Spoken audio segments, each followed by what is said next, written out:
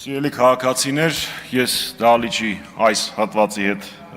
չեմ խոսելու, որովհետև նախ իմաստ չունի, որովհետև անգամ չեն հասկանում, որ իրանց փուրն են տալիս, ինչպես լավ խոսեց գործընկերս դրա մասին, ինքնապաշտպանական բնազդստաբանականությունը ամեն ինչը արդեն ստորադասվում է Փաշինյանի կամքին, բայց դա դեռ ոչինչ,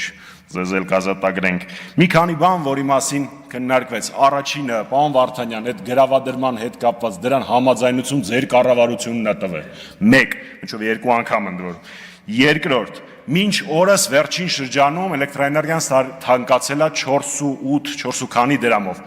Դրա մեջ հեծի մասնաբաժինը 0 է։ Այսինքն այն, որ հիմա մենք բոլորս էլեկտրաէներգիայի համար վճարում ենք 4 քանի դրամ թանկ, դա մեջ հեծի մեղքը 0 է։ Շարունակեմ գործընկերներիս ասածը թանկանալու հետ կապված։ Աշխարհում շատ քիչ երկրներ կան, որտեղ հեծը կամ նմանօրինակ կառույցները ազգայնականացվում են։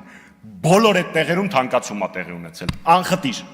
որտեղ ազգայնացվել է, թանկացում է եղել։ Ու բնականաբար ձեզ ձեռ է տալի, որ Հայաստանի Հանրապետությունը եւ Փաշինյանը աշխարհում հանդես են գալիս որպես եկեղեցու դեմ պայքարողներ, կաթողիկոսին բարեմասնություններ ցույց տվողներ, դրանով եք հայտնվել միջազգային